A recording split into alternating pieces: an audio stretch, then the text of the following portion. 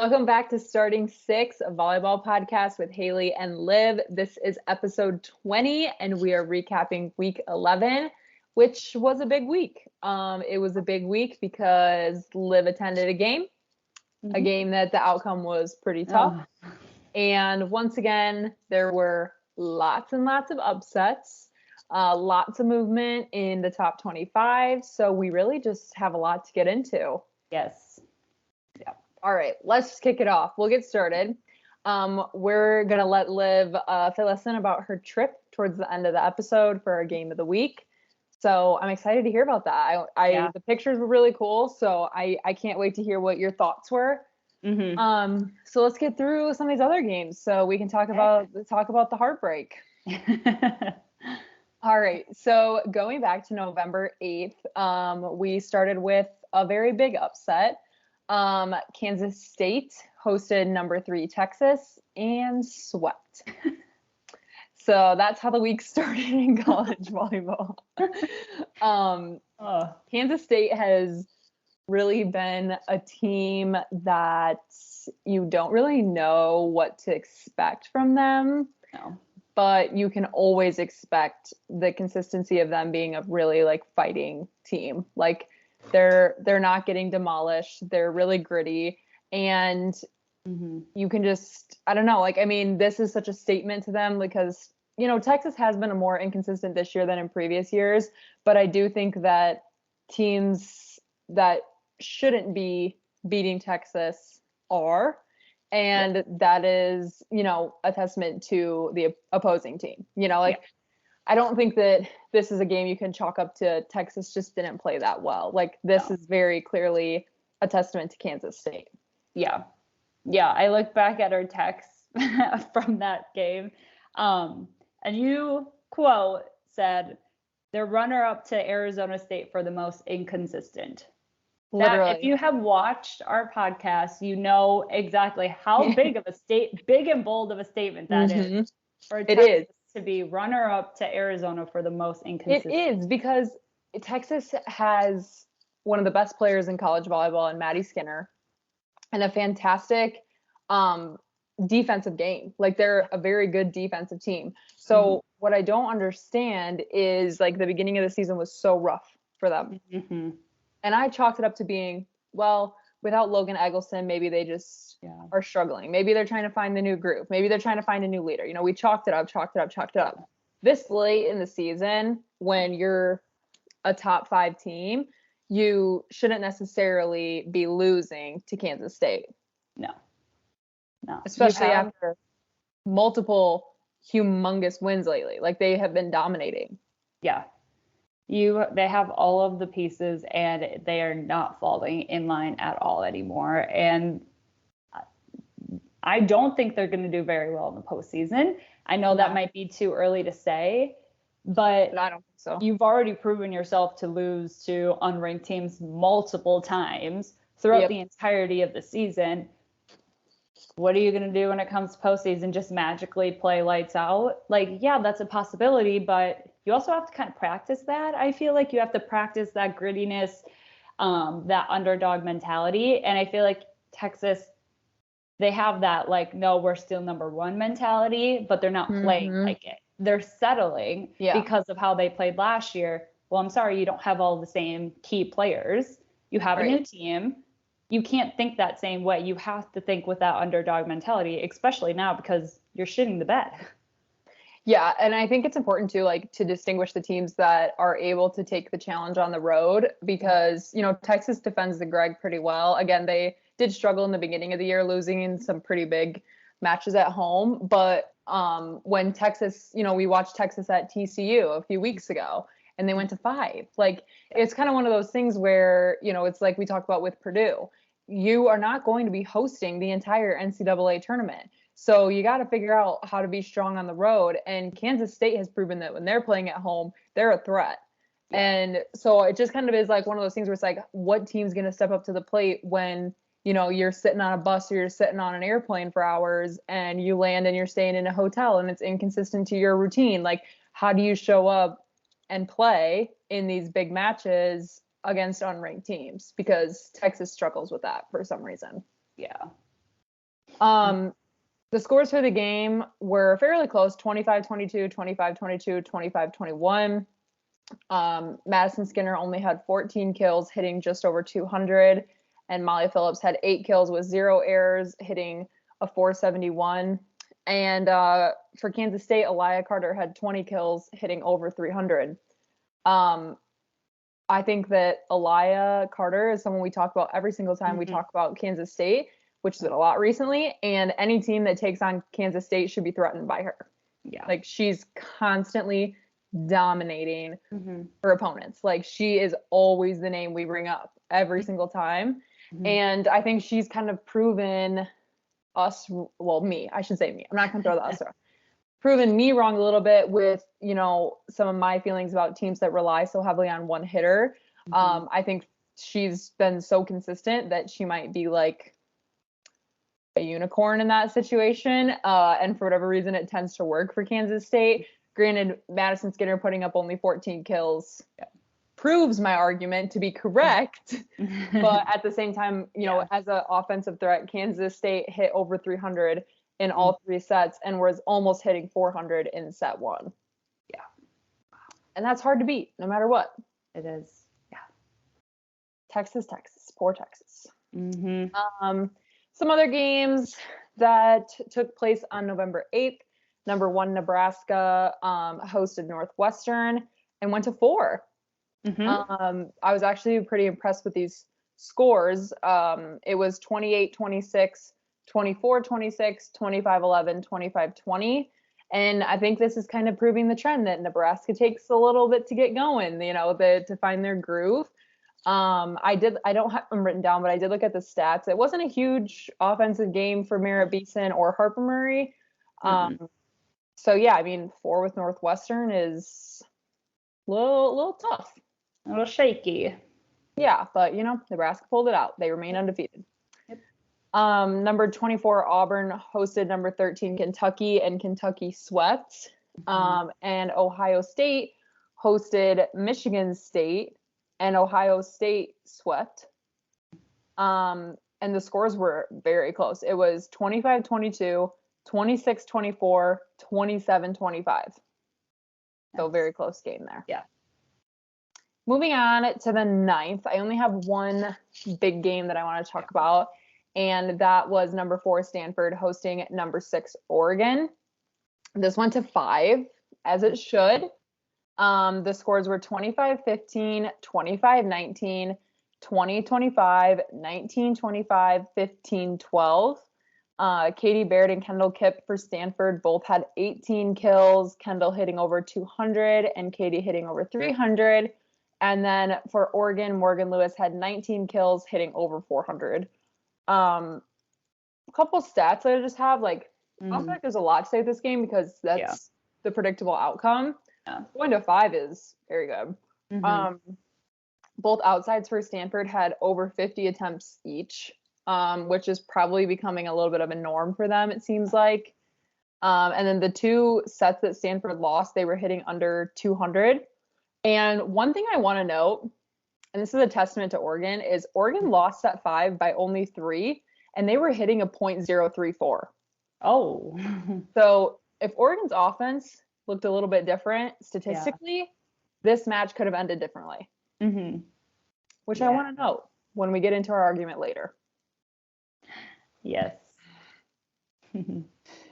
Okay, so Stanford defeats Oregon. A couple more games on the 9th worth noting. Number 12, BYU sweeps UCF. Number 22, Houston sweeps Oklahoma. Number 23, Western Kentucky sweeps Middle Tennessee. And number 17, Arizona State, my thorn. They hosted Colorado and won in 4 after dropping set 1. 21-25, 25-21, 25-21, 25-16. Moving on to the 10th. This is a good one. Number 9, Washington State fell to unranked UCLA at home in 5.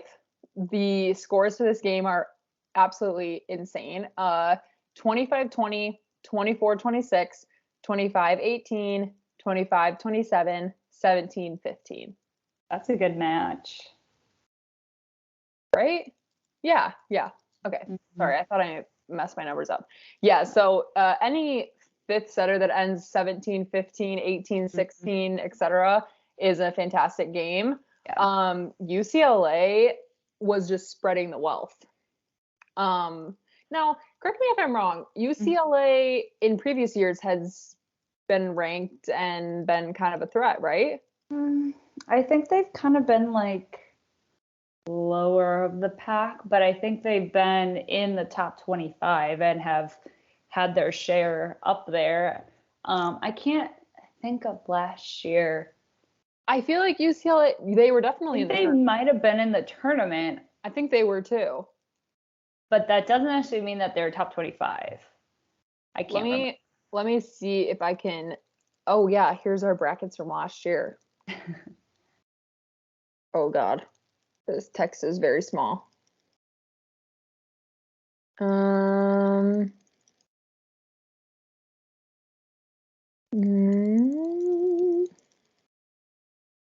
a lot of UCF, UMBC. Lots of U's. No, they weren't. They weren't. Let me look on I could have sworn they were. They're great in beach. Maybe that's what I'm thinking of. It must be. Let me look on their schedule from last year. Last year they were 16 and 13. Okay, so no. 10 and 10 in their conference. No, I don't think. Okay. So maybe I was making that up. Maybe I'm thinking beach. I must be mixing it up. Mm-hmm. Well, they put up big numbers. Yeah. I mean, what do you expect from Washington State? They're literally getting flushed down the toilet every single week. That's true. They have been taking an absolute beating. It's bad. It's bad. No, UCLA offensively really spread the wealth. Their top hitter had 21 kills, hitting over 300. Their next best hitter had 17 kills, hitting almost 600. And then they had another hitter with 16 kills, hitting 250. And really the only hitter that stood out for Washington State was Pia Timmer with 22 kills, hitting almost 300, which is still great. But when you look at UCLA and you have three hitters over, one hitter over 20 kills and two over 15, it's like, ooh. Mm-hmm. UCLA in set one as a team, they were hitting a 379. In set two, they were hitting a 258. In set three, a 289. And in set four, a 414. Mm-hmm. So just, UCLA just played out of their minds. Ridiculously good. Yeah. So it was just hard. And Washington State has just been in a funk and they can't get out. No. Nope. Speaking of funks, our next upset, Iowa State, the Cyclones, beats number 14 Kansas in Iowa. I don't think we have yet to even mention Iowa State. I really don't think we've. They were in the top 25 at one point this year. For a day, and then it was just like a name drop, and then we moved on. But it is actually, now that I said that out loud, it's kind of ironic that Iowa State Cyclones defeated Kansas. You know what I mean? With the Tornadoes. Oh. Yeah, sure. Very ironic. Well, it would have been better if you would have got that joke. Sorry. So. Anyway, let's talk numbers because I can't fuck this up. This was an insanely close game. I'm devastated I didn't get to watch this. The scores were 25-22, 24-26, 23-25, 25-23, 15-3. Shut up. Kansas lost set 5. Number 14, Kansas loses set 5 against an unranked team, 15-3. Did they have their bench in or the old ladies in? What happened? Don't know. Bad. That's embarrassing. I want to talk about a hitter on Iowa State though. Nayeli Gonzalez put up 31 kills on 61 attempts, hitting a 3.44 with 12 digs. That's crazy. 31 kills? Any team with a player having 31 kills deserves to win. Like, yeah. okay, toss it in. She's got 31 kills. For Kansas, London Davis had 16 kills, hitting almost the 300. And IL Nady had 13 kills, hitting about a 150 with 14 digs. Iowa State also had another hitter, Alexis Engelbrecht, hitting with 14 kills, hitting a 423. So Iowa State just really played out of their minds. And I was shocked to see this because Kansas has been such a consistent team that we barely talked about them because they're just winning. Like they're sweeping and winning. So this was really, when I saw this, I was like, oh, shock. Oh my God. Yeah. That's a big defeat. Wow. Speaking of big defeat, they'll be fine. No, they'll be fine. I mean, at least it wasn't like Texas. Not to throw shade because I am wearing Texas orange today. I just noticed that. But that was not on purpose. Sorry, Texas. Okay, speaking of a big defeat. Number 7, Pittsburgh takes down number 8, Georgia Tech in an absolute wiping of the floor sweep. Georgia Tech was better off not showing up for this game. It was so bad. Georgia Tech lost. No, I'm sorry. Let me say it the other way because this will make more sense. Okay. Pitt won 25-13, 25-14, 25-19. Just don't show up if you're gonna play like that. Honestly, like not to be rude, but like you're number 8 in the country. What in the fuck? Seriously. And you're at home. Like you're playing at home. That's even worse. Like, oh, poor fans. Yeah, I mean, number 8, number 7, this was probably like an anticipated match. Like that's a big face-off. And, just for it to look like that is just disappointing.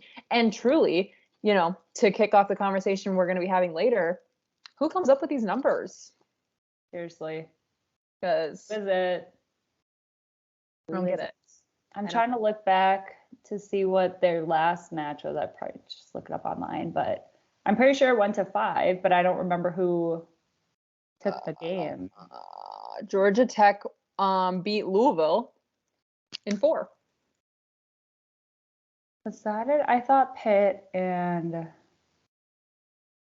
Georgia Tech played each other earlier in the season, and oh, this was last week. Sorry. Oh no, you're good. I'm just trying to look back. I don't even remember what it was. That's the tough thing. I could figure it out a lot easier than how I'm doing it. And I could just literally look it up online. I'm got it. I'm on it. Oh, I forgot to put volleyball. I don't want football. The Yellow Jackets. What a sick name. I'm a fan. Let's see. Wait, what am I looking for? I forgot. Oh, Pitt and Georgia Tech. The first time that they played each other. Pitt. Here, got it. Okay. Pitt was number 7 and Georgia Tech was 11 and Pitt came out with the reverse sweep. Yep. In Pittsburgh. Yes. Oh yeah, that was early October. That was a long time ago. Yeah. Tough. Just tough. Yeah. Not good all around. Let's see here. Let me get back to my spot. Here we go. Yeah, for Georgia Tech, Bianca Bertolino had 13 kills, hitting almost 600. The next best hitter had 5 kills, hitting negative. For Pitt, Olivia Babcock had 15 kills, 0 errors, hitting a 6.5. Yeah, hitting a 652. And Tori Stafford had 10 kills, hitting a .364. The moral of this game is it wasn't an offensive game for Georgia Tech against a very strong offensive team. Yeah. So if your hitters can't compete with theirs, you're not going to win. No. Pitt wins based on their offense. Yeah. So if you don't have anything to combat that, you're kind of screwed. Yeah, and I mean, if your big hitter has no errors, that's the other. It's just clean, efficient volleyball at that point. No, it was like they showed up, did their job, and left. Yeah, easy. And then they did this with it. Didn't even get dirty, really. No, didn't even break a sweat. No, honestly, they probably didn't even shower after the game. They were like, oh, just gonna get right back on that plane. Yep. Speaking of dirty, let's talk about the horned frogs. Because frogs are dirty. They're gross. They are gross. And the horned frogs is a weird mascot name. Everybody knows it. However, I wish we in college would have had like a hand thing. You know, like Louisville does like this. I feel like we could have with the pickaxes. Like, I mean, you probably have to use like, I don't know. I don't know either, because like this doesn't look good, right? Can't make a P either. No, like we would just walk around going like this. Yeah. No, I like this. I just think like horned frogs isn't as cool as like the yellow jackets, but that's just me. Anyway, TCU came out with a humongous win over number 20 Baylor in, where does Baylor play? Starts with a W. Texas. I don't know. Well, isn't TCU in Texas too? Yep. It starts with a W. It starts with a W. Waco. Waco. All I could think about was Winona, and I know that's Minnesota. Waco. Yeah. In-state battle. Yeah. Where's TCU? Not that I would know. Like, I don't know anything about Texas, but I have no idea. No clue. Dallas? Sure. Because isn't Texas in Austin? What? Austin is in Texas. No, Texas, the University of Texas, or Texas. What is it? University of Texas? Okay. I don't know. It's just Texas to me. I know. Let's look up, where is TCU? That's what I'm doing. My computer is so slow today. Okay. Why did a bunch of credit unions come up when I searched? Okay, here we go. Fort Worth? Texas Christian University is located in Fort Worth, Texas, a suburban setting. Thank you. Now I need to see a map of Texas to see like how close they are together. Is it the University of Texas? Like, am I making that up? No, I think that's right. Yeah. No, yeah. University of Texas in Austin. And Baylor's in Waco. Yeah. Does Dallas have a college? Great question. Waco is kind of like a center or like middle of the state, but more on the east. And what was the other one? Fort Worth? Yeah. Oh, they're actually pretty close to each other. Fort Worth is just north of Waco. This is probably a pretty big matchup then. Yeah. Definitely. Well, the Horned Frogs came out on top. The scores were very close though. It was 25-16, 26-24, 21-25, 29-27, which is wild.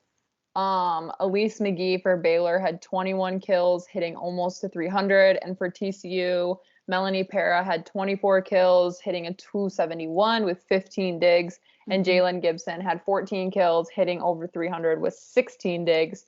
These two teams are very similar in their records, so I feel like this could have gone either way, especially with like the year Baylor's been having. However, Baylor's had a very strong past couple of weeks, so a little unfortunate to see TCU kind of take them out in this fashion. Yeah.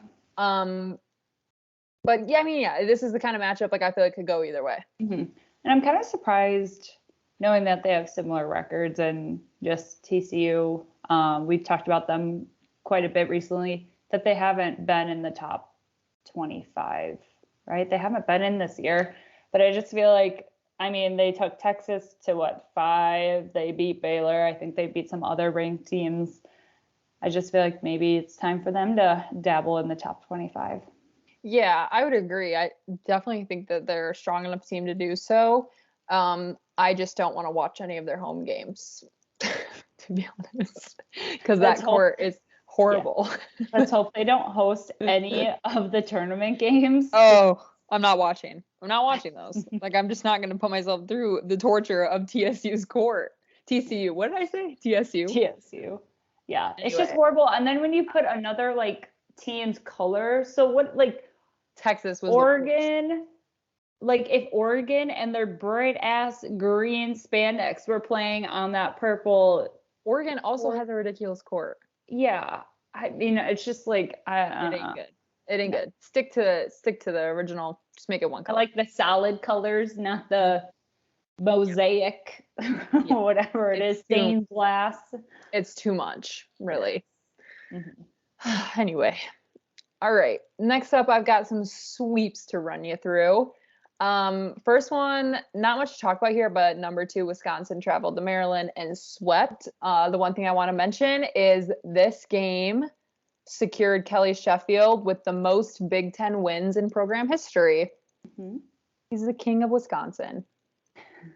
Okay, then we have number 5, Louisville sweeps Duke. Number 11, Arkansas sweeps Alabama. Number 12, BYU sweeps UCF round 2. Number 15, Creighton sweeps Seton Hall. Number 18, Dayton sweeps VCU. Number 19, Penn State sweeps Michigan. Number 21, Florida sweeps LSU. Number 22, Houston sweeps Oklahoma. Number 23, Western Kentucky sweeps Middle Tennessee. Number 25, USC sweeps Washington. And then in some 4-setters, number 10, Tennessee defeats Georgia in 4. And number 16, Purdue defeats Minnesota in 4. Moving on to 11-11, Saturday. Number 6, Oregon escapes with a win against California in 5. Mm-hmm. The scores for this game were 23-25, 25-12, 20-25, 25-15, 15-13.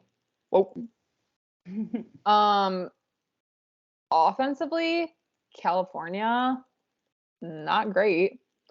Their best hitter had 15 kills, hitting under 100. Mm-hmm. And the next best hitter had 9 kills, hitting a 3.33, which for a 5-setter is not a lot. Yeah. So Oregon must have just...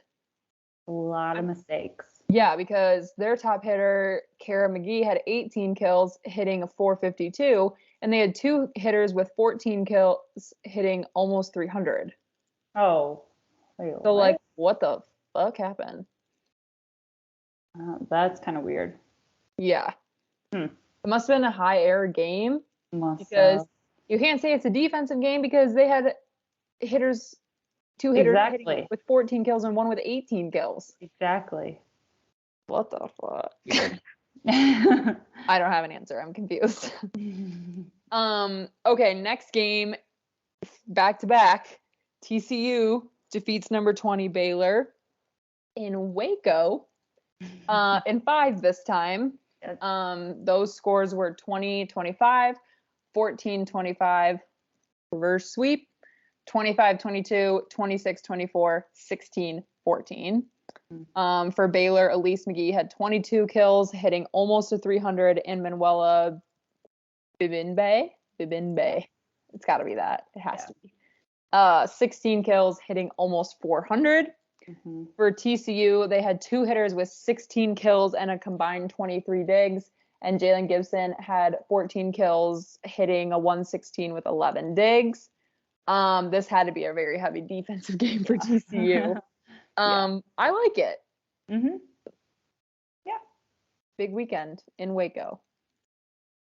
Then number 14, Kansas decided to bounce back and defeated Iowa State in 5. Mm-hmm. The scores were 23-25, 25-20, 25-18, 23-25, 19-17. Jeez. Did Kansas even deserve to win? Probably not. Not in a 19-17 5th set. Oh. They really were like, it had to be like ping pong back forth. Yeah. Wow. For Iowa State, Maya Duckworth had 19 kills, hitting a 250. And for Kansas, IL Nady had 25 kills, hitting almost a 400 with 13 digs. This is just very impressive from Iowa State, in my opinion. Yeah. I think you're right. Like, Kansas, do you deserve it? Probably not. Probably Iowa not. State must get a decent home crowd. Like, it must have been a pretty good home game setting for them. Yeah. Yeah. Tough. It is tough. Like, what happens to a split? You know? What does that mean? I don't know. Maybe it just seems more like confusing because they're back to back. Yeah.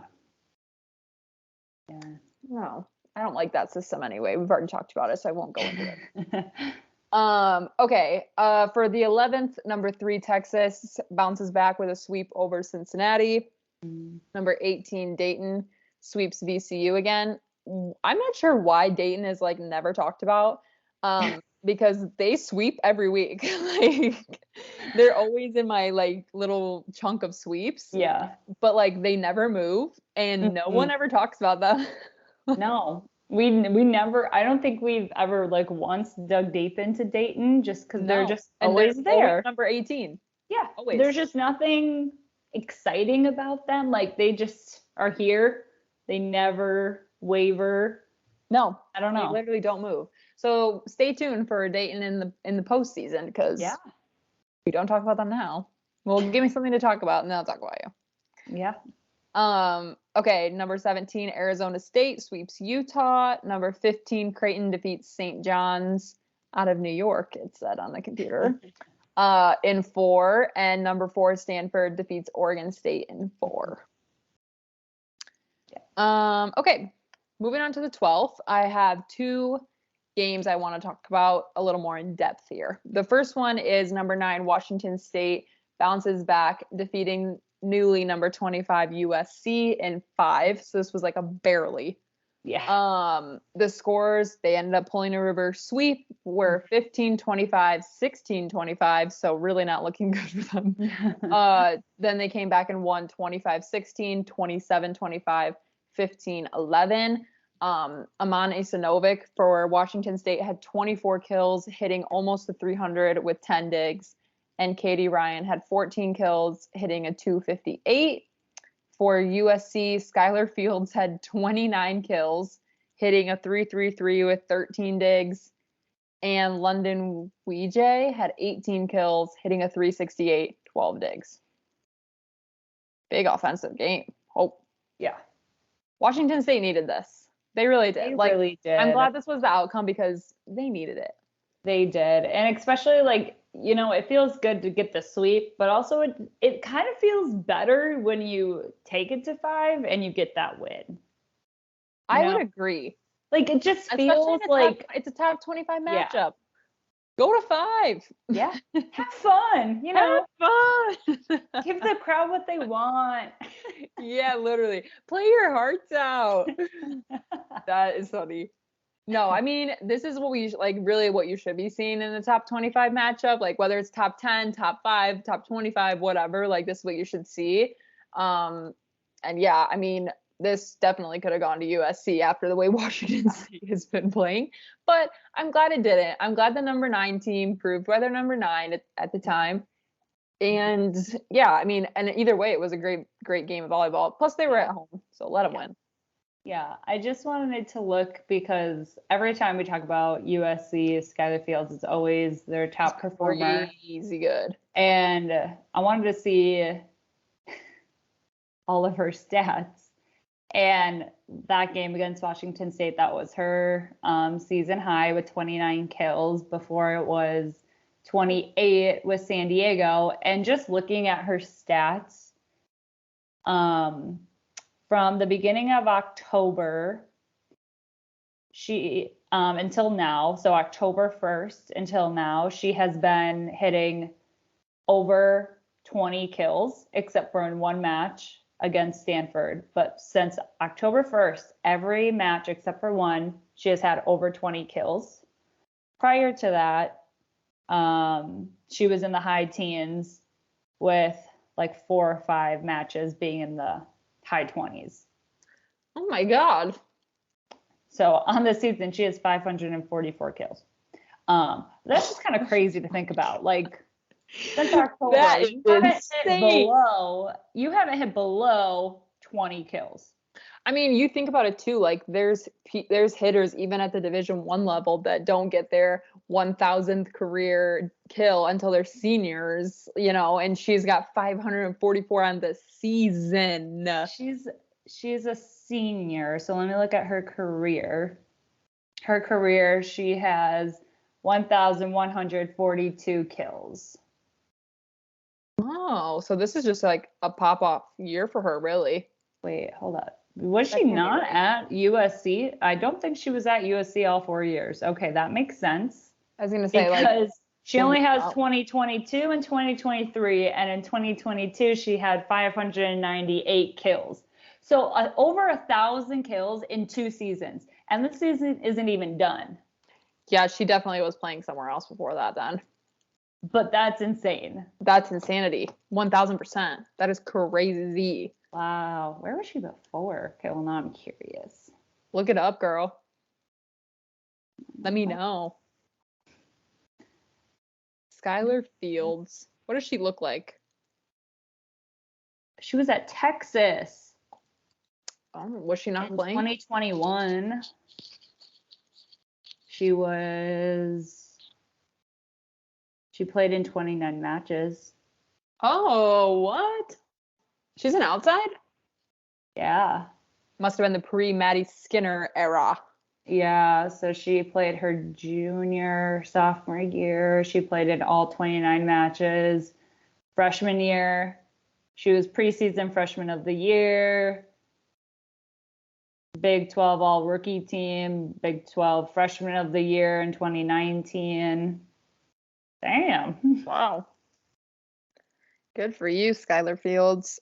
That's insanity. Her arms gotta hurt so bad. Yeah, it'll probably fall off by the end of the year.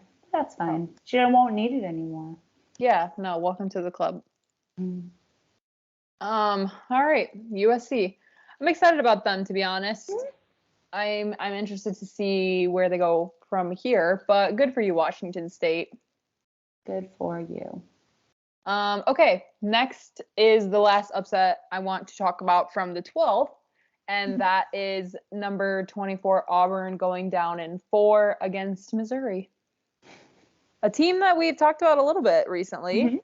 The scores were 25-19, 25-23, 23-25, 25-12. The top hitter for Missouri was Jordan. I'm going to go with Iliff. Okay. Iliff. One of the two. She had 18 kills, hitting a 441 and 10 digs. The next best hitter was Colleen Finney with 11 kills, hitting a 733. Ooh. For Auburn, Madison Shear had 13 kills, hitting a 195, and Kyla Swanson had 10 kills with no errors, hitting a 526. What I liked is when I was looking at the offensive numbers for Mizzou, they had a hitter with 18 kills, 15 kills, 11 kills, 10 kills, and 10 kills. Nice. So they were definitely spreading the ball around offensively, which wins games. And but Mizzou's been having a couple standout weeks, to be honest. They're kind of lingering around that bottom of the top 25, I think. But yeah, this was a big win. I mean, Auburn at number 24, like, I feel like they've been doing very well this season, like, for the most part. Little bumps in the road, but this is a big loss. It is. Yeah. I don't think they'll stay in it, but I don't think that they'll be far from the top 25 if they get bumped out. No, I think these are two teams that are at a similar caliber. But I mean, when you have a hitter hitting well over 400 and a hitter with well over 700, like, and you have 5 hitters in double digits kills in 4 sets, like, you're fucked. Yeah, it's a no-brainer. So good for them. Good for Mizzou. Good for you, Mizzou. Good for you, Mizzou. That's a good. I like that. Okay. Let's run through some sweeps. Number 5, Louisville sweeps North Carolina. Number 10, Tennessee sweeps Ole Miss. Number 13, Kentucky sweeps Georgia. Number 21, Florida sweeps Alabama. Maryland sweeps Ohio State. Number 1, Nebraska goes to 4 with Illinois in Nebraska. Yeah. That's tough. I didn't really think about it while I was typing these out. Number 16, Purdue goes to 4 with Michigan State. Set 2 was Purdue won 30-28. These scores for this whole game is pretty close. It was 23-25, 30-28, 25-23, 25-18. And that's Purdue at home. So that's a testament to Michigan State, because Purdue at home has been a beast. Mm-hmm. And then the last game I just wanted to touch on was Minnesota defeats Indiana in 5. And again, those scores were 13-25, 32-30, 19-25, 25-23, 15-12. So, whew. Jeez. Yeah. 32-30. I'd be like, oh my God, serve it in the net and be done. Like, this is too much. And that game was in Indiana too. So yeah. Jeez. Mm-hmm. All right, let's get into the juice, to the tea, to the meat, whatever you want to call it. All right, on 11-11, number 19, Penn State took down number 2, Wisconsin in 4. The scores were 23-25, 29-27, 25-23, 25-18. I'm going to read through the stats, and then I'm letting Olivia take over. Penn State Cameron Hanna had 19 kills, hitting a 375. Jess Mierzik had 16 kills, hitting a 145 with 16 digs. For Wisconsin, Sarah Franklin had 19 kills, hitting just over 212 digs. And to everyone's surprise, Yulia Orzel had 11 kills, hitting a 280. Liv, let's talk about your trip. Yes. My trip was amazing. Let's talk about your trip, and then let's talk about this game. Okay. It was everything and more. Some of the outcomes of the sporting events didn't necessarily go our way. So, a refresher, my blood cousin's husband is a coach for Penn State football. So we reached out, we got some tickets to some sporting games. And so Friday we flew in, and then Friday night he took us on a tour of the football building. So it wasn't volleyball, but damn. Yeah. It is nice. It is solely football. Like, the whole building itself is just football. They have a massive weight room, massive training room, gorgeous locker rooms, just everything. It was insane. I cannot believe it. And they put so much work into it. So much science goes into their training and the recovery and everything. It was super cool to see just that. And so I can only imagine, what volleyball, what basketball, what all the other sports looks like too. Might not be to that caliber, but just in general, it was amazing. So then Saturday, the 11th, we first went to the Penn State Michigan football game. We had seats right on the 50-yard line, so it was pretty good. And it was the pinstripe game, so every section was a different color, so it was blue or white, and we were in the blue section. Unfortunately, Penn State lost and Michigan won, but still was a super cool atmosphere to be at. We got to tailgate and meet some of the coaches, meet some fans, so that was really fun. And then we went to the volleyball game that night, Saturday night. It was just me, Jack, and my parents that went, and we had seats on the end line across from the band. So we were pretty far down. So it was really cool to see. And Rec Hall is really cool. It was originally the basketball arena, but then they moved across campus to a newer facility. So Rec Hall has a lot of history. It's a lot smaller in comparison to some of the other arenas that I've been to, like comparing it to the field house. It feels tiny. Like, it feels you're like in a Catholic grade school. Yeah. Gym. Like, it kind of has that vibe. Which is surprising. Like, that's actually surprising to me. Yeah. but there's just a lot of history in it. So that's what makes it so cool and so special. Yeah. But it was packed. I mean, I don't think it was nearly as packed as it was for the Nebraska game, but it was right there. I haven't looked at the attendance numbers, but it was pretty much full all the way up to the ceilings, and their fans were super funny too. They had a pretty good fan section or student section going on. They all had white hard hats on. I don't know what that was about. But it was a really cool environment to be at, and it was super weird. Also, at the same time, being a Wisconsin fan and cheering for Wisconsin and not being at the field house or being in an environment where everyone else wants Wisconsin to win. Yeah. So I felt like an imposter, especially because I walked in wearing a Penn State sweatshirt, but underneath I had a Wisconsin t-shirt on. And it was warm in there. So I ended up wearing the Wisconsin t-shirt so everyone knew who I was cheering for. But like Wisconsin would get a huge kill and me and my mom would be clapping and cheering. And I'm like, this is no one. Yeah, it was like cheering with us. Literally.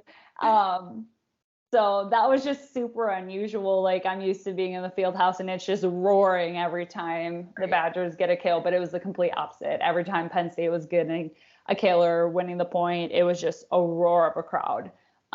So the experience itself was amazing. We had so much fun. We had some late nights, so it was super busy. So we were pretty tired coming back, but it was also really fun to see family out there. We missed them a lot, and just to get to be out there and experience the whole game day atmosphere for both football and volleyball was really awesome. And to do it with family was even more fun. But again, the outcome that we were wanting didn't happen for football nor for volleyball. But at the same tune, I'm very happy for Penn State volleyball because I've been a fan of them and rooting for them all season. Like I wanted them to do well. And so I'm happy that they did well, but I'm not happy that it was against Wisconsin. So I have mixed emotions about this game, but Wisconsin did not deserve to win.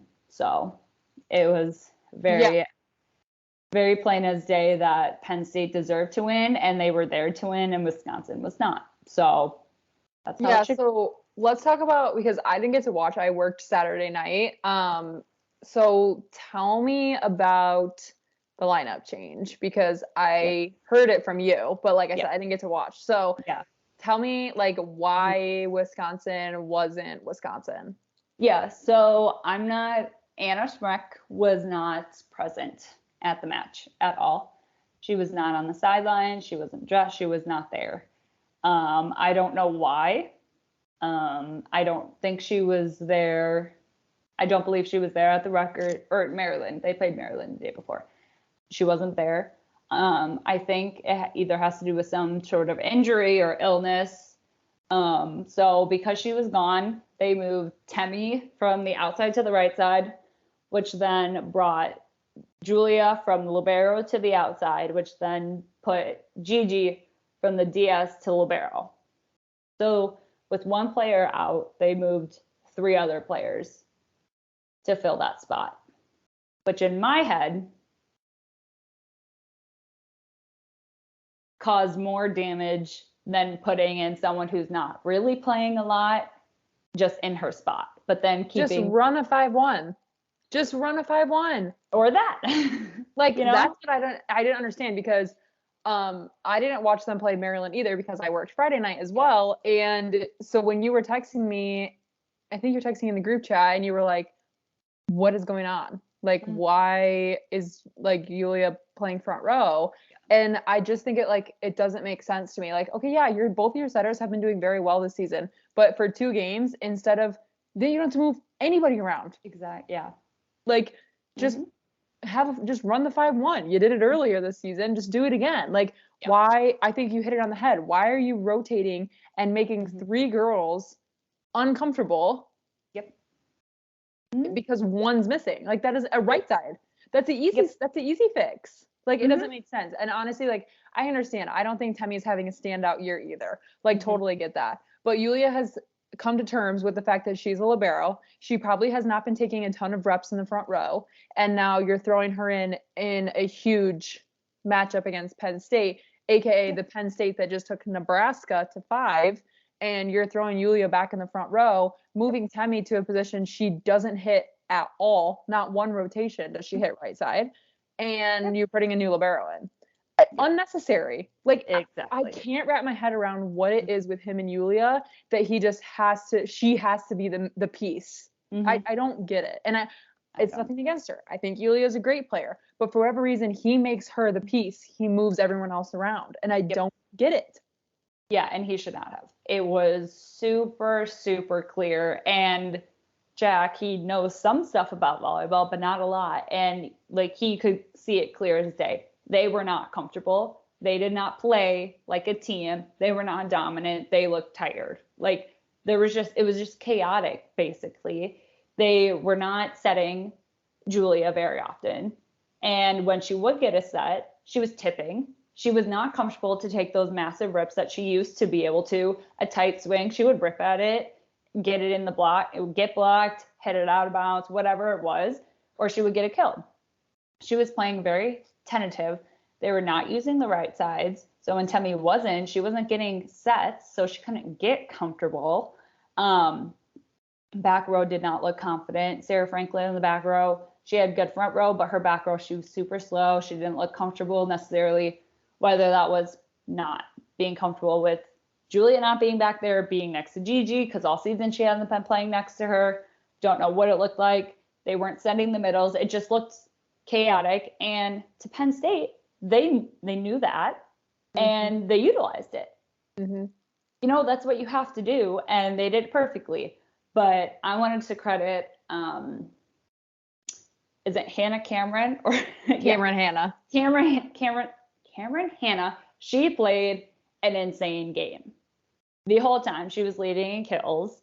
What is she? Is she an outside or a middle? She's an outside. So last week when they brought in Zoe Weatherington, she was their right side for Zoe, and then Zoe got brought back in, so then she got moved to the right side, to the outside. Okay. Last week she didn't have great numbers. I think she was still adjusting, but she played lights out. Every ball she was touching was almost always a kill. And again, I think it was block not being there on the outside for the outside, and defense. Like, that was just what it came down to. And Penn State had massive blocks every time. I mean, it makes sense why they're the number one blocking team. But I think that loss could have been avoided from Wisconsin. Yeah, don't get me wrong, like, you know, we did this earlier in the season too, like, we stand with Kelly Sheffield, but this was ridiculously stupid. I don't understand. Like, I just don't get it. Like, I don't understand where in your head you're like, okay, I'm down one hitter. You're Wisconsin. You have a bench full of hitters. You're telling me that one of them couldn't step in and just block? That's what I'm saying. That doesn't make sense. Like, there had to have been something else going on in his head and that's where I think that my argument about Julia comes into play, is that for whatever reason, like, she's the piece and he creates everything else around her. And that's how the beginning of the season felt. And I just think it's too late in the Big Ten season and to start doing this kind of shit. Yeah. You know what I mean? Like, yeah, you have 2 weeks and you have a week. Well, at this point you had about 2 weeks until your biggest game of the year. So in my opinion, his decision cost them the Big Ten conference title, because now at the very least, they're going to be splitting it with Nebraska. So to me, this was just a stupid move on his part. And I just think it was silly. Like, I don't get it. And it just feels like it had to do with Julia for whatever reason. I don't get it. Which I don't get it either, because she has been doing very well in the libero position. So keep her there. Let her dominate the back row. Let her keep started finding her groove. She just started.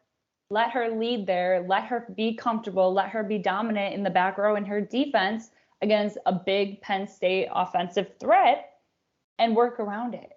You have other players. Put Gabby McCaw in that side. Or if you really wanted to mix it up that much, put Caroline on the right side and put Gabby McCaw in the middle, because Caroline is a great right side hitter. So just put her there. Put someone there to There were block other if you don't want to run the options. 5-1 and stop fucking with everything else. Like, it was just unnecessary and it cost them big time. And this could cost them the conference title. Like, for sure. And it could cost them in the postseason too. You know, I don't know what's going on with Anna. I hope it's something minor that she can come back to and they can come back to their normal rotation. But if they can't, he cannot keep that lineup. They're not going to win another match. I'm sorry, they're not going to, even if it's a unranked or lower ranked team. I don't think that they can. They don't have enough time to become comfortable. And then not only to just become comfortable, but then to excel and do good. You know, so either Anna needs to come back or he needs to change it to a simpler lineup without changing 3-4 people. The other thing too that I'm not understanding while I'm looking at this, and you could probably attest this because you were there and able to watch, is MJ Hamill has 11 assists and Izzy Ashburn has 26. Why? That's because does Izzy set for Sarah? Izzy sets for Sarah majority of the time, and then she also sets for Devin Robinson. And so Devin only was had getting 7 kills, but she was getting a lot more attempts. And MJ was setting to Julia, Temi. I don't know who she has in the middle. I think it might be Carolyn, because Carolyn, Cece, she had maybe 3 kills. Like, she was barely getting set at all. And I don't know why. Like, Carter Booth only had 6 on 17 attempts. Yeah. But, just and the other thing is too, I get you're used to your setter, but when you have that big of a difference between your 2 setters, I feel like you have to kind of change the lineup to adjust so you don't have one rotation with one setter that's super, super good and then the others are just horrible. You know, like you need to even it out a little bit more. Yeah, and I mean, in set 2, they were hitting under 100, so that's like unheard of for Wisconsin this year. I just think Kelly Sheffield fumbled this week, like, big time. Yeah. And Sarah Franklin had 59 attempts, and the second highest was Julia with 25. So, I mean, again, that's not going to win you games. No, they were relying on her, and like I said, she was playing well in the front row, but her back row was not doing very good.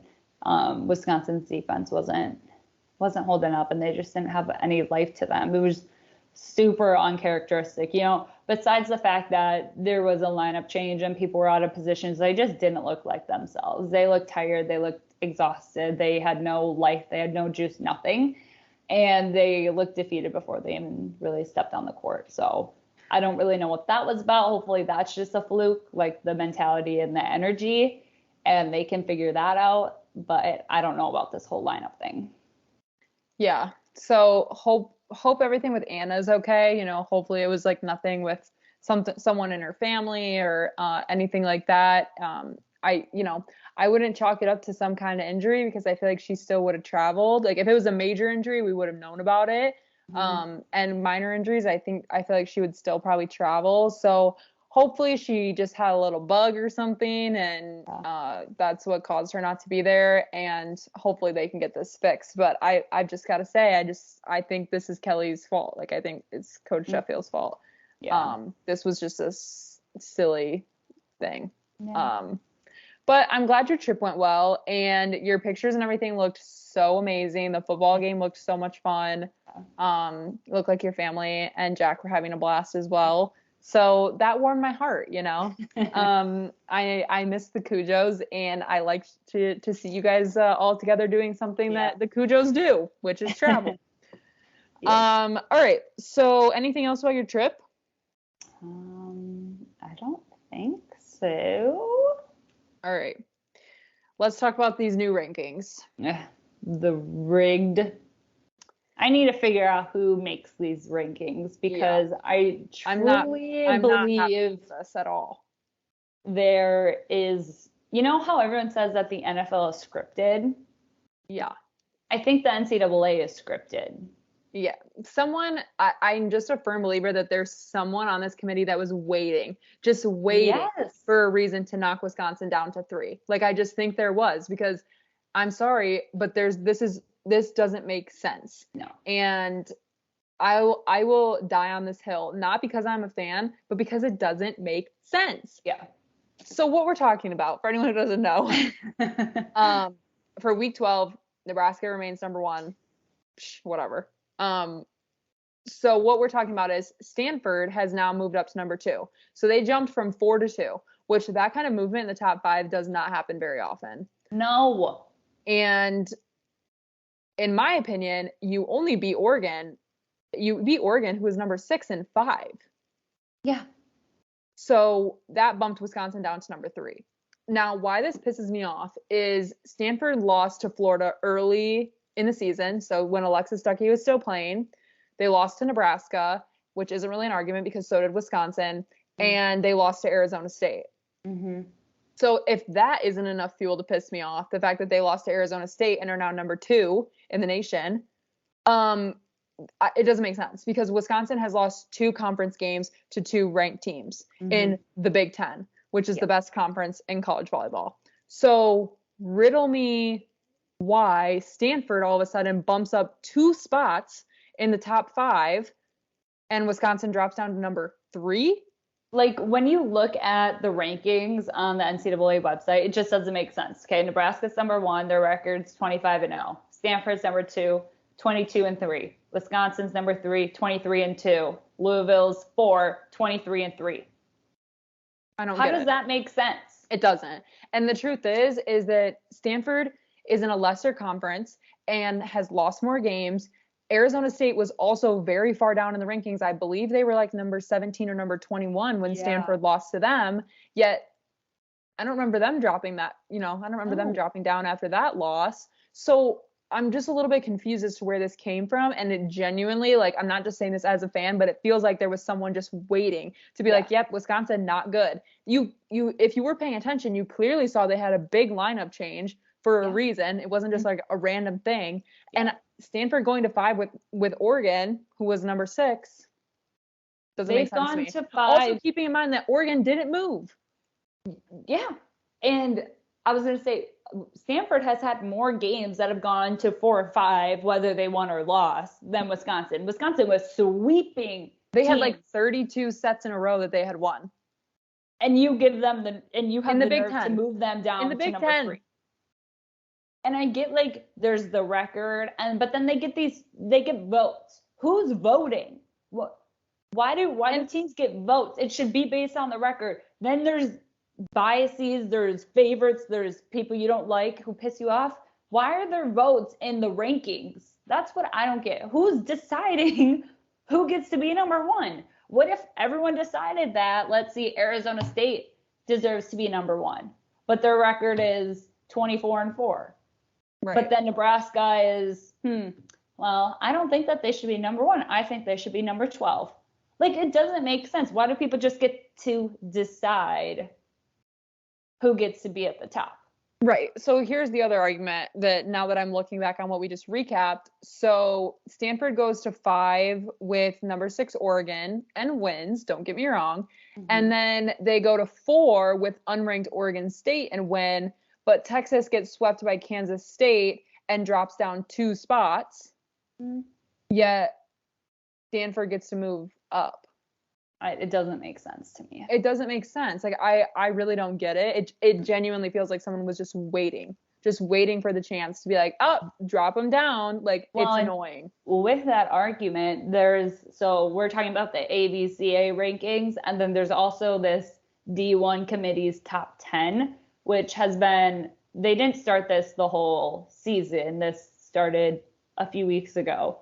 But in every top 10, Stanford has always been above Wisconsin. No, I just don't get it. And I don't know why. Like, from the very first week that they put this out, Stanford was above Wisconsin, even when Wisconsin was number 1 in the nation. No, I just don't get it. Like, I genuinely don't. And I don't think that you can even chalk it up to, well, they're just playing, they're playing lesser teams. Like if that's your argument, then why is Nebraska number one? Exactly. Because they're playing the exact same teams that Wisconsin is. Exactly.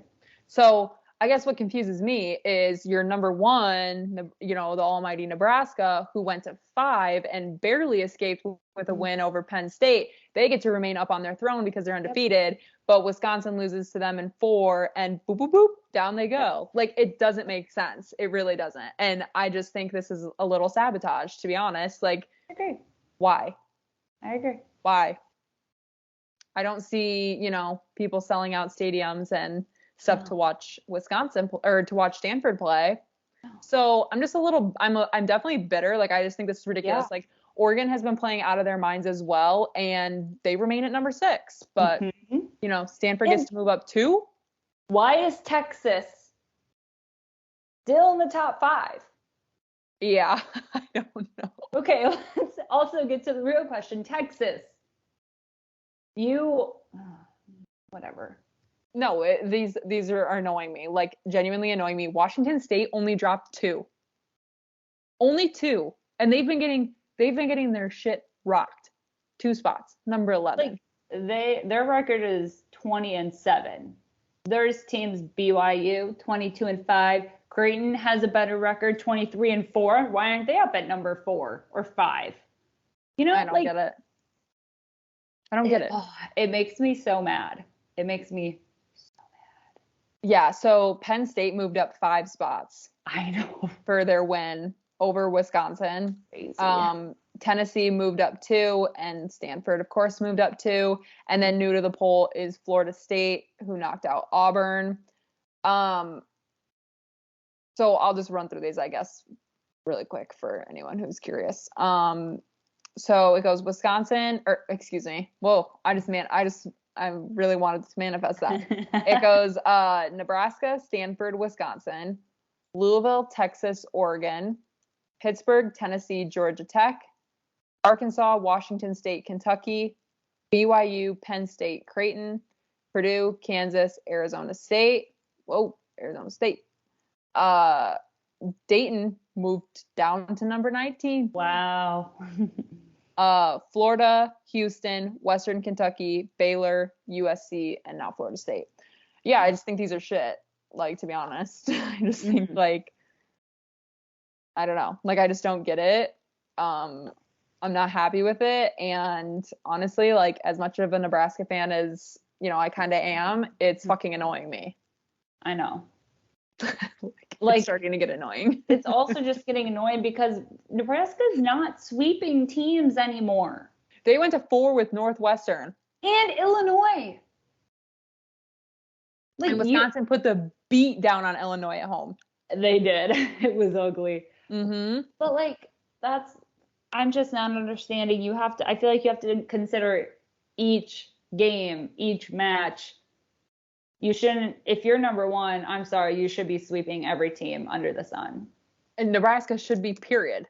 Yes. Number 1 or not. They're they're the best team in the country. They should be sweeping teams like Northwestern and Illinois, especially when they're playing at home. But now you're going to 4, you're dancing in 5s. And Wisconsin takes the brunt of that. So it makes no sense to me. Yeah. Whatever. I'm bitter. Like, I'm not happy about this at all. No. I'm just hoping Wisconsin can get back to it and just put the hammer down on Nebraska. I hope so, because this is going to fucking kill me.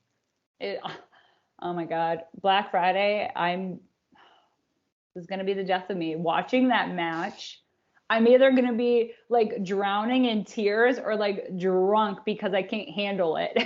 We're going to have to record during the episode or something. Oh, yes, we need to. The other thing, too, I forgot to notice, I'm looking through my camera roll to see if I forgot anything, is Maryland sold out their game against Wisconsin. Hey. In Maryland. However, didn't really matter, but just thought I'd note that. So anyway, we're bitter. I'm bitter today. We recorded a little later than usual. I think we're just bitter. Sorry, not sorry. No, it's shit. And anyone who said that Wisconsin deserved to be dropped down, I'm going to have to disagree with you this week. The top 3 should have just stayed the same. Yeah, like, I don't know. I don't think I just don't get it. Like, I really don't. And I'm not a Stanford hater. Like, they're obviously very Yeah. good. I just don't think Don't it's think the it was same fair. caliber. No. So, we're gonna hope for a better week. I honestly have no idea who Wisconsin plays this week, to be honest. I don't know either. I think Let's look. But we're gonna hope for a better week because holy shit, I can't take another week of this. Oh fuck. Wisconsin plays Purdue at Purdue. Oh no.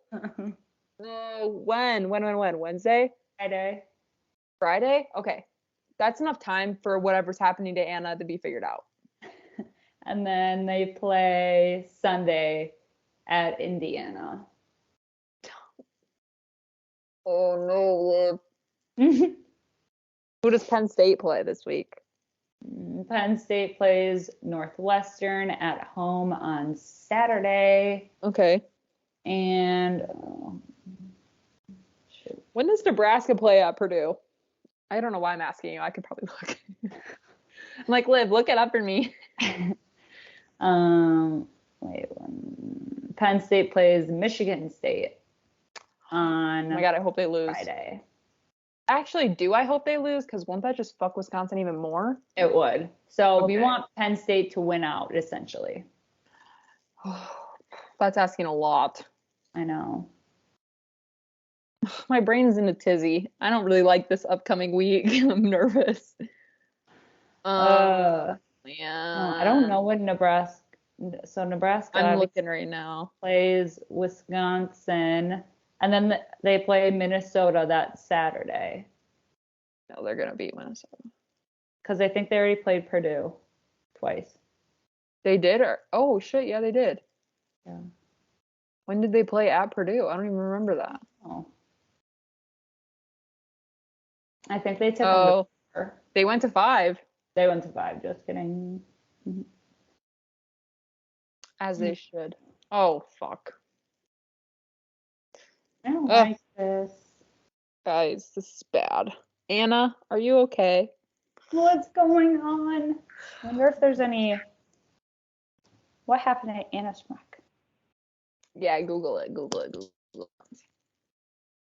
Did they say I wasn't watching the game and you were at the game, so no one was listening to the stream? No. And Taylor just forgot. Taylor texted in the group chat. I can't believe that. Wait, how did I just skip over the fact that Wisconsin lost to Penn State? Literally just totally missed it. I know. That's funny. Okay. Did it say what happened? Well, it did, and then I started getting noise. There was a video that was playing, so let's try not to let that happen again. Okay. But it might. No, I don't want that. I don't know. It's so unfortunate, to be honest. Like, hold on, let me look on my phone.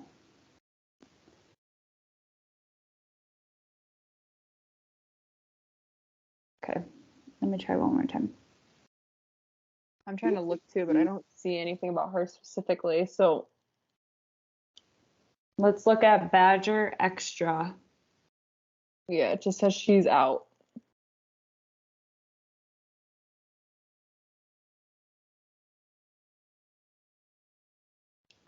Yeah. Dang. Well, my thoughts were either she was sick and so that's why she didn't travel, or she had, like, if it was any injury for her not to be there, I think it would be a concussion, which odds of her getting a concussion when, like, she blocks, because she probably blocks with her face for the most part, it's kind of high. So that was another thought that I had, like maybe it's a concussion, so she'll only be out for a week. Otherwise, some sort of family event, which obviously we don't want that to happen. But yeah, okay. It doesn't say why she was out, but here's the quote from Kelly Sheffield. about changing the lineup. Those are some things we do in training. That's the strength of our program. When you have some people move around, it's not that big of a deal. They don't treat it like a big deal. They treated it like a big deal. Clearly, it is a big fucking deal. Because they did not play. No. I can't find anything. So she must have just like been sick or something. I'm hoping. But that's really tough when you're playing Penn State. Yeah, Penn State treated a crowd of more than 5,000 fans to an upset. Yeah, it doesn't say. They hit a season low, 0.176. Oh, wait, no. Wait, yeah, I was right. Oh, I'm geez. hoping that's a good Hopefully thing. it was nothing. Hopefully it was nothing crazy. You know, she's sick. You know, not that I would wish this on her, but maybe it's just a family emergency. Like, you never know. Like, she's not majorly injured. People would know. Exactly. Oh, yes. All right. We're better. We're better. We're hoping for a better week. Thanks for listening to us rant. I don't want to be bitter. I don't want to be bitter on the podcast. I know. What the hell? Like, as soon as I saw that, I was like, no. Like if anyone has more explanation to the rankings or anything that they want to tell us, please do. Greatly appreciate it. Educate us, because this makes no sense. No. Make it make sense. Please. Make it make sense. That is the title of today's episode. Make it make sense. Anyway, we're heading into, episode 21 next week, recapping week 12. Yeah, week 12 already. So we're moving along. We've got some exciting things, possibly in the works. We are, we made a joke about it tonight, but we really were thinking about doing something kind of different because, we're not together. We don't live near each other anymore, unfortunately. So we're going to come up with something creative, hopefully for the Nebraska-Wisconsin game that's coming up the day after Thanksgiving. And then in a couple of short weeks, we will be doing our brackets featuring our best friend, Taylor. She's going to join the pod for the first time. So we have some exciting things coming up. But yeah, this was a more somber episode, I would say. But sometimes that happens. It's episode 20. We've been doing this for a while, and our biggest nightmare happened. Yeah. So we're allowed to be upset. Yeah. I did just want to say it will be sooner than you think that we'll be making our brackets, because the selection show is the Sunday after Thanksgiving. So November 26th will be the selection show for who gets into the NCAA volleyball championship. So from there, we will be making our bracket. So that is coming up in 2 weeks. Wow, that's exciting. I'm excited. Making the bracket is fun. I'm excited to have Taylor on, and I think that our camaraderie will just be really fun for making the bracket. We have no idea how we're going to structure that episode at all. It's probably just going to be us writing on our own pieces of paper and talking. So it's going to be a mess, but it's fine. It is going to be a mess, but it's going to be a great episode. And yeah, so exciting things coming up. Fingers crossed for a better week for Wisconsin and a worse week for Nebraska. And I'll leave you all with that. Make sure you're subscribed, following us on social media. I promise next week. Well, I'm not going to make any promises, but we're going to hope next week we're less bitter. Yes. Make it make sense. Make it make sense, please. See you next week.